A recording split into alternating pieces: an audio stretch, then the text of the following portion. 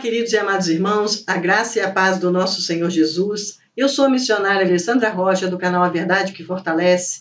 Este canal que foi criado para estudarmos a Bíblia Sagrada, verso a verso, o texto em seu contexto, com a finalidade de alcançarmos o maior entendimento da vontade de Deus para as nossas vidas e para que possamos edificar e fortalecer a nossa fé. Estamos na nossa 7ª aula da Epístola aos Hebreus, que nós a intitulamos de A Glória da Nova Aliança em Cristo, Fé, Perseverança e Santidade da Igreja. Iniciando o estudo da unidade 2, a verdadeira casa do povo de Deus. E o primeiro assunto dessa unidade é que Jesus é superior a Moisés, que está em Hebreus no capítulo 3, do versículo 1 ao versículo 6. Na aula de hoje, o autor de Hebreus contrapôs Jesus e Moisés.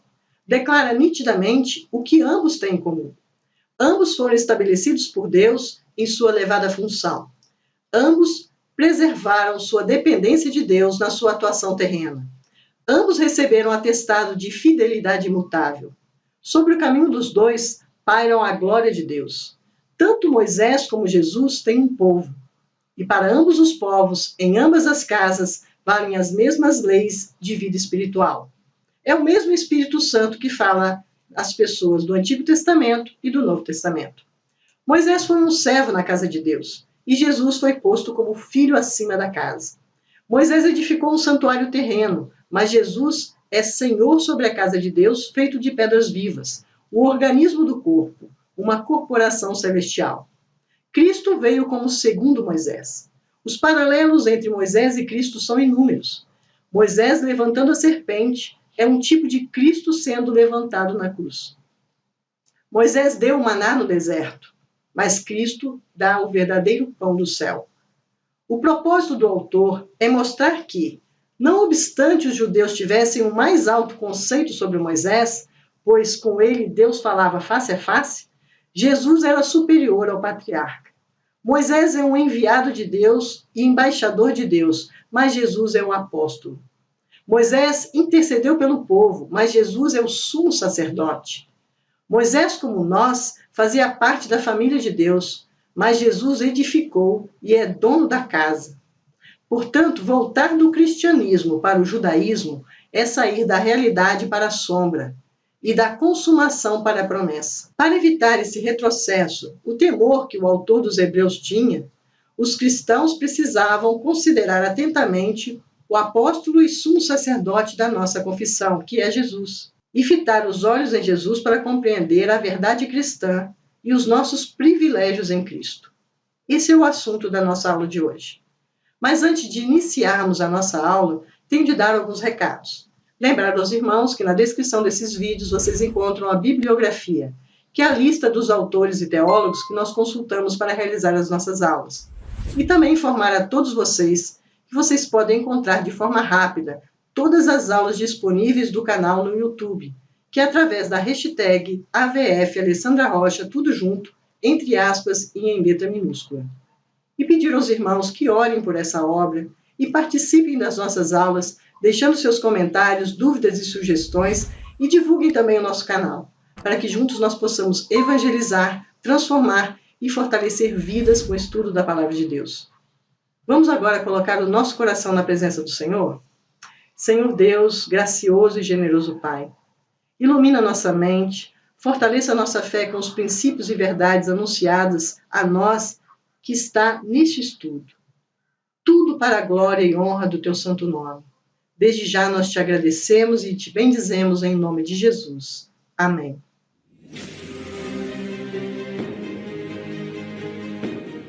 Jesus superior a Moisés. Vamos ler Hebreus capítulo 3, do versículo 1 ao versículo 6. Por isso, santos irmãos, vocês que são participantes da vocação celestial, considerem atentamente o apóstolo e sumo sacerdote da nossa confissão, Jesus, o qual é fiel àquele que o constituiu, como também Moisés foi fiel em toda a casa de Deus.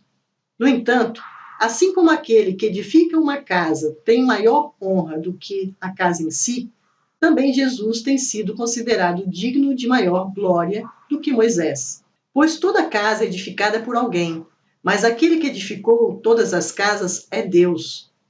E Moisés foi fiel em toda a casa de Deus, como servo, para testemunho das coisas que haviam de ser anunciadas. Cristo, porém, como Filho, é fiel em sua casa. Esta casa somos nós, e guardamos firmes a ousadia e a exultação da esperança. Vimos no versículo 1 ao versículo 6 do capítulo 3 o apostolado e sumo sacerdócio de Cristo. O autor fala da nova confissão, conexão do pacto e do sacerdócio do Antigo e do Novo Testamento. A natureza divina humana de Cristo é a porta do templo da comunhão. Ao entrarmos no templo, a graça e verdade, a natureza e a obra de Jesus em relação a Moisés. Sobre o aspecto do sumo sacerdote, tem uma ideia de permanência, manifestada na graça que dá poder e assinala a mudança. Sobre o aspecto do autor, a ideia de transcendência, graça reveladora e assinala a mudança de relação. Ao iniciarmos a unidade 2, a verdadeira casa do povo de Deus, vamos ultrapassar a porta formosa do templo em Jerusalém e entrar no templo espiritual. No capítulo 1, analisamos essa porta, que simboliza os aspectos divinos e humanos de Cristo, extraindo valiosas lições para a experiência cristã. Também vimos uma série de advertências que o autor fez a fim de não negligenciarmos a grande salvação pelo desprezo à divindade de Cristo. E o que disse sobre evitarem o endurecimento do coração, fazendo referência à humilhação de Cristo. Agora, dando prosseguimento aos estudos de Hebreus, à medida que deixamos a porta para entrar no templo, verificamos que é apenas uma expansão da vida de Cristo, e novamente considerada sob o duplo aspecto das naturezas humanas e divinas do Senhor. Contudo, no capítulo 3, veremos que Jesus é analisado mais à luz do que ele fez por nós, do que com base naquilo que ele é em si mesmo, embora o que ele é em si mesmo seja o fundamento do que ele fez por nós. Por causa da grande importância de Moisés como legislador, uma comparação entre ele e Jesus foi de grande relevância para os cristãos judeus, bem como para os cristãos gentios, mas especialmente para aqueles questionadores do Evangelho. O escritor demonstra que a posição de Moisés como servo era muito inferior à posição de Jesus como filho.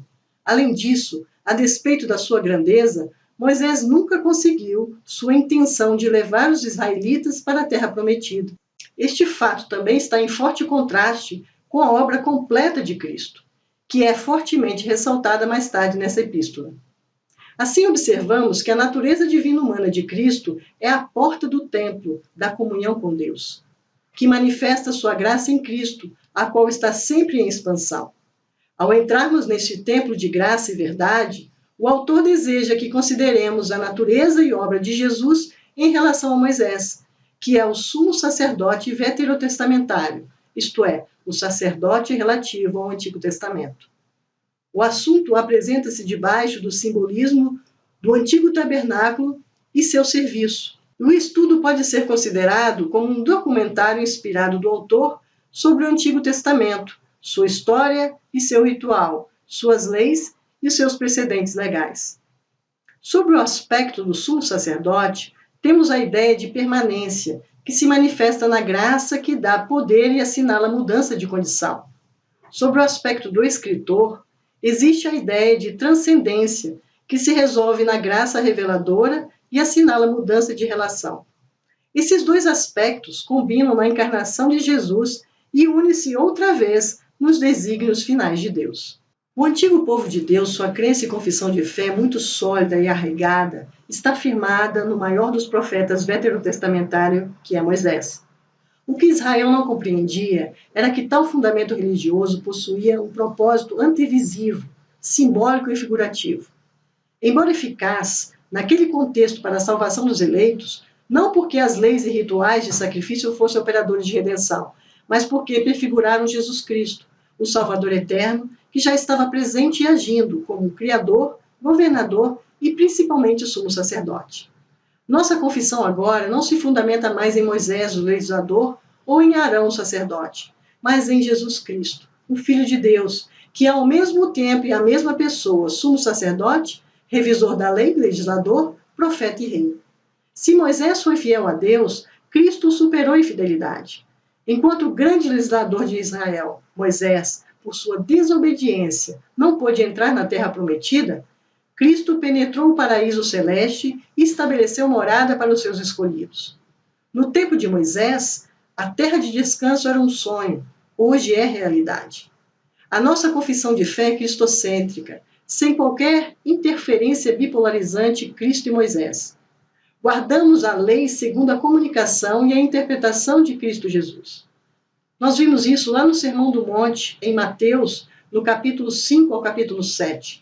Sugiro aos irmãos que façam a leitura desses versículos, desses capítulos, para que entendam a melhor interpretação das leis e como Jesus revela a intenção de Deus em relação à nossa conduta de vida. Nós podemos analisar esses versículos que lemos sobre outros aspectos. Vamos ver. Vimos também do versículo 1 ao versículo 6 do capítulo 3 de Hebreus, o templo espiritual. No templo da comunhão espiritual, há crescimento constante de luz e verdade, de amor e poder, revelados pela graça de Deus. O autor destaca: somos irmãos, aqueles que participam da vocação celestial. Cristo, apóstolo e sumo sacerdote. Casa de Deus, somos nós, a morada de Deus. Cristo é superior a Moisés, construtor maior que a casa, senhor maior que o servo, realização é maior que o símbolo dela. Ousadia e esperança é o caminho para a firmeza, purificação e da perfeição do amor. No templo da comunhão espiritual em que entramos, há, portanto, um crescimento constante de luz e verdade por um lado e um crescimento constante de amor e poder por outro lado, e ambos revelados pela graça do nosso Senhor Jesus Cristo.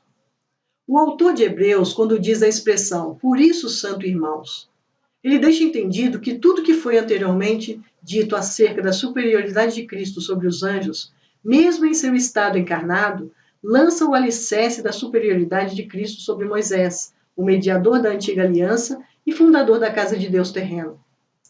Os santos irmãos formam a caracterização apropriada daqueles que passarão pela porta de acesso ao templo espiritual. O adjetivo santo revela que os irmãos foram santificados e podem entrar na presença de Deus, pois o pecado foi removido pelo sofrimento e morte de Jesus. O termo irmãos afirma que são da mesma família de Deus. Jesus é quem nos santifica, torna-nos santos, somos irmãos por criação e redenção. A santidade é comum a Cristo e ao seu povo e marca a união e a base da comunhão entre ambos. A ideia fundamental da santidade é aquilo que Deus separa para si mesmo, sendo às vezes usada no sentido exterior e coletivo, como no caso da igreja. A vocação do cristão é celestial, não apenas porque do céu procede sua origem, nem ainda porque é chamado para o céu como um alvo supremo, mas porque é uma qualidade espiritual de vida que encontra sua realização plena no céu. Vocação trata-se do poder de uma vida espiritual que opera em nós, para tomar nossa vida celestial. É o poder do Espírito Santo derramado pelo qual os homens foram libertos de todo o pecado e transformados em semelhança espiritual de Cristo. Os cristãos são os ungidos e, portanto, em certo sentido, os cristificados para participarem com Cristo do poder de uma vida eterna. Nós somos os cristinhos de Deus. A voz do céu dirigida a Moisés foi uma vocação, um chamado para a expansão de uma teocracia terrena. Os cristãos são chamados para participarem do estabelecimento de um reino espiritual, cujo estágio inicial é uma condição interior de justiça, paz e gozo no Espírito Santo. Jesus é o apóstolo e sumo sacerdote da nossa confissão. O autor diz: considerai Cristo nosso apóstolo. A obra apostólica de Cristo se refere principalmente ao seu aspecto objetivo como revelador e líder. Nós já vimos Jesus líder, como capitão da nossa salvação. Agora nós vamos ver os outros aspectos. Como Moisés tirou Israel do Egito e conduziu pelo deserto à fronteira do seu alvo material, o descanso em Canaã, assim Jesus, como nosso apóstolo, não apenas nos traz as fronteiras do descanso em Deus, mas como Josué, o nosso grande Salvador, realmente nos introduz naquele descanso que aguarda o povo de Deus, a Canaã celestial. Canaã celestial simboliza o descanso da fé que Deus preparou para o seu povo, no qual, porém, no antigo Israel terreno deixou de entrar por causa da incredulidade e da dureza de coração. O autor ainda apresenta 4 aspectos da obra apostólica neste capítulo e no capítulo seguinte. debaixo de um simbolismo, primeiro de casa, segundo a voz da casa, terceiro a terra, quarto o trono na terra. E o sábado é mencionado como um símbolo do descanso espiritual que Deus desde o princípio preparou para o seu povo. E cada vez mais estes símbolos representarão uma concepção mais profunda e mais ampla da obra apostólica de Cristo. Jesus é o único que pode sondar e transformar o nosso coração, levando-nos à paz que resulta da redenção total a Ele. Só o Senhor pode redimir-nos com o sangue expiatório de seu sacrifício sacerdotal e pelo seu Espírito fazer morada em nosso interior. Sua obra profética sempre há de preceder sua expiação sacerdotal. Ao receber Cristo e sua salvação, devemos aceitá-lo em todos os seus ofícios, como profeta, sacerdote e rei. Os dois títulos aplicados a Jesus aqui é o de apóstolo e sumo sacerdote, e Jesus possui os dois ofícios. Jesus é o grande objeto de nossa confissão. Como apóstolo, Cristo tem acesso ao Pai e revela-o a nós.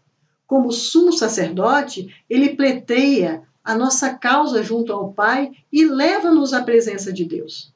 Em ambos os cargos, ele é misericordioso e fiel. Misericordioso para com os homens, porque, tendo encarnado, compreendeu nossas fraquezas e tentações. Ele é fiel a nós e a Deus, posto que só falou as palavras que ouviu do Pai durante o tempo em que esteve na terra, e cumpriu tudo o que prometeu e não se desviou de seu propósito e missão. É essa fidelidade que o torna digno de confiança. Repousando nele, encontramos a confiança interior e a alegria e a certeza que ele cumprirá todas as promessas que Deus nos fez. Quanto à casa de Deus no Antigo Testamento, refere-se ao povo de Israel.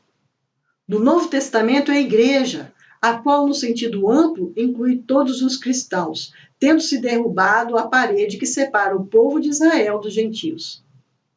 Com relação a Deus, a casa é essencialmente uma só, mas considerada como referência à administração, são duas: a dispensação do Antigo Testamento, por meio de Moisés, e a neotestamentária, mediante Cristo. O objetivo principal do escritor de Hebreus aqui é mostrar a superioridade de Cristo por meio de 3 argumentos. Primeiro, o construtor é maior do que a casa. Segundo, o Senhor é maior do que o servo. E terceiro, a realização é maior do que o símbolo dela. Vamos falar sobre cada uma previamente. O primeiro argumento é a glória da qual Cristo foi digno e é referência à sua filiação. Moisés foi, na verdade, fiel, mas ele era parte da casa, não fundador dela. Moisés foi fiel na casa e Cristo foi fiel sobre a casa. O escritor reforma o argumento dizendo: porque toda casa é edificada por alguém, mas o que a edificou, todas as coisas é Deus. Existe aqui uma profunda visão espiritual do Cristo encarnado como Logos, ou Verbo eterno, pelo qual todas as coisas foram feitas. Portanto, Cristo, como Filho divino, não é apenas soberano, mas o fundador da casa, logo superior a Moisés, que era parte da dispensação sobre a qual presidia. O segundo argumento de que o Senhor é maior do que o servo é extraído do contraste entre Moisés como servo e Cristo como filho. A tarefa de exaltar Cristo acima de Moisés era delicada, pois Moisés era alvo de veneração por parte dos judeus. A vida religiosa de Israel, a lei com suas várias observâncias, o conhecimento de Deus e a esperança que os judeus tinham na vida futura estavam todos ligados a Moisés, o servo de Deus. Além disso, o próprio Deus testificava: Moisés é fiel em toda a minha casa, e boca a boca falo com ele. Contudo, a habilidade do escritor de Hebreus, inspirada pelo Espírito Santo, nunca falha. Ele toma as palavras casa, servo e filho e desenvolve-as de maneira magistral. Moisés era um servo livre, aquele que serve voluntariamente e executa os desejos do seu senhor na administração da sua casa. Não é um servo sem vontade própria, ele era fiel em toda a casa. A Moisés fora confiada toda a dispensação, o regime e o cuidado de toda a família de Israel. O alvo do argumento é este: Moisés foi servo em casa de servos, tendo sido ele próprio parte da casa. Cristo, todavia, é filho sobre uma casa de filhos, tendo ele mesmo sido o autor e fundador da dispensação sobre a qual é soberano. Já o terceiro argumento, de que a redenção é maior do que o símbolo dela, baseia-se na afirmação de que o ministério de Moisés foi para testemunho das coisas que se haviam de anunciar. Moisés, portanto, não apenas deu testemunho da verdade contida na lei, mas prescreveu o culto simbólico em sua própria casa, debaixo de um formato que depois testificaria aquele que seria mais plenamente exibido em Cristo. A dispensação mosaica, portanto, era simbólica e dava testemunho tanto da pessoa como da obra de Jesus Cristo. No sentido coletivo e no individual, somos a casa de Cristo, edificadas para a morada de Deus no Espírito. Vimos isso lá em Efésios, capítulo 2, no versículo 22.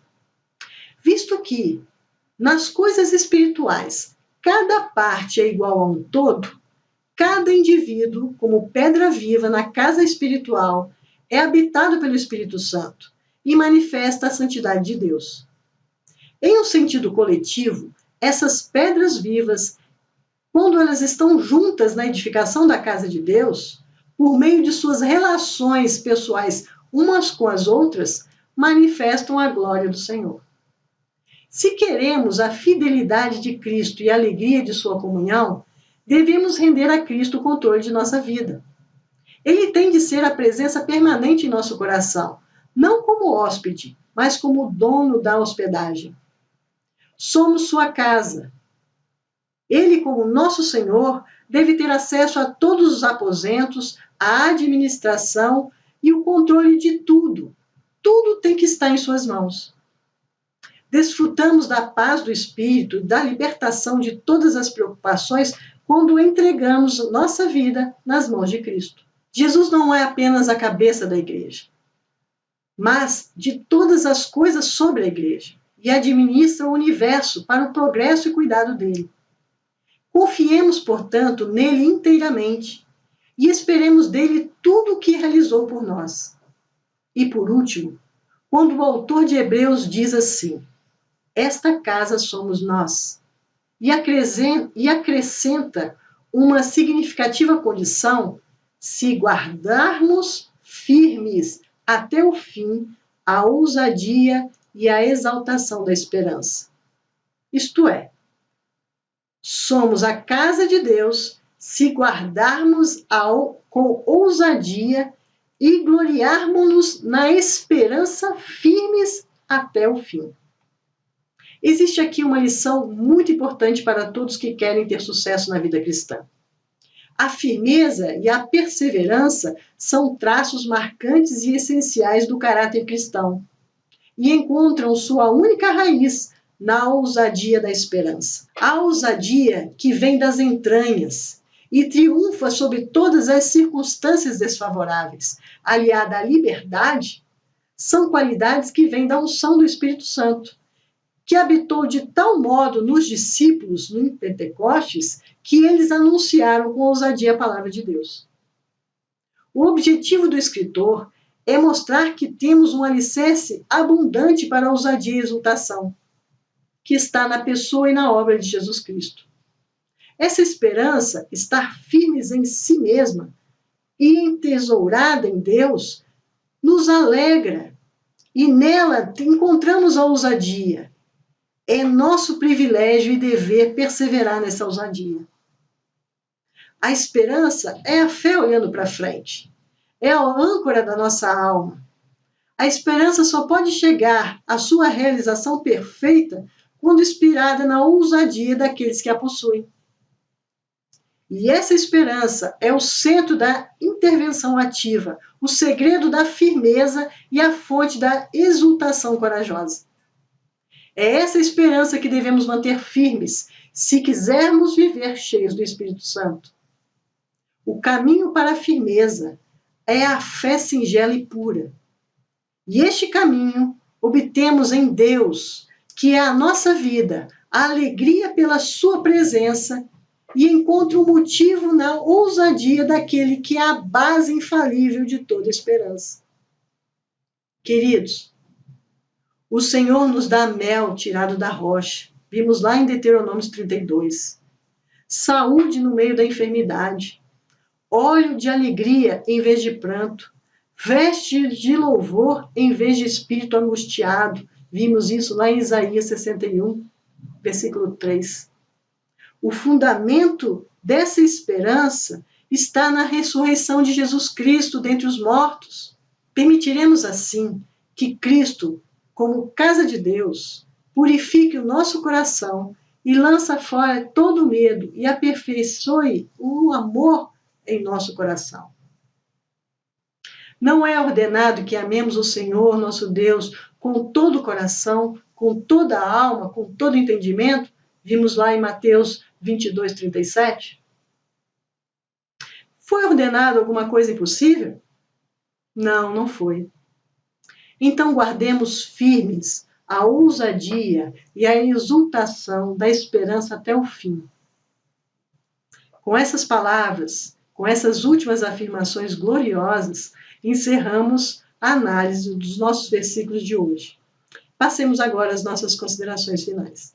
O pensamento-alvo do autor nesses versículos está em Jesus Cristo, e somente Ele é fundamento e conteúdo de nossa certeza de salvação e de nossa esperança. Nele nós somos detentores da redenção plena.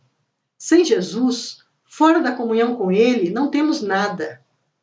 Uma vez que Deus, através do seu Espírito, nos abriu os olhos para a realidade do Senhor ressuscitado, então temos de ficar sempre firmes nessa verdade.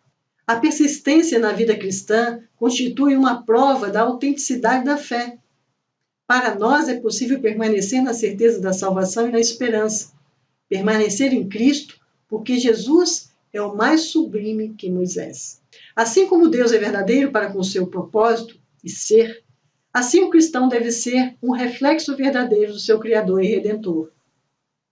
Se ele falha, ele deixa de ser parte da casa de Deus. Guardemos firmes a confissão da esperança sem vacilar, pois quem fez a promessa é fiel. Assim, queridos, encerramos a nossa aula de hoje. Vamos orar? Senhor Deus, gracioso e generoso Pai, obrigada por mais esse estudo. Ajuda-nos a internalizar em nossos corações que Jesus, somente Ele, é o fundamento e o conteúdo da certeza da nossa salvação e a nossa esperança. Nele somos detentores da redenção plena.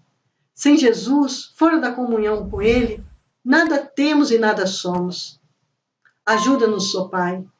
Ajuda-nos, Espírito Santo, a ficarmos firmes nessa verdade. Guardemos firmes a confissão da esperança, sem vacilar, pois quem fez a promessa é fiel para cumprir. Desde já nós te agradecemos, nós te louvamos e bendizemos em nome de Jesus. Amém. Assim, queridos, nós nos despedimos. Agradeço a vocês por participarem de mais uma aula conosco. E a Deus pela liberdade e a oportunidade de estudarmos a palavra dele, que é a verdade que nos fortalece. Abraço a todos vocês, até a próxima semana, se assim Deus nos permitir. Até lá.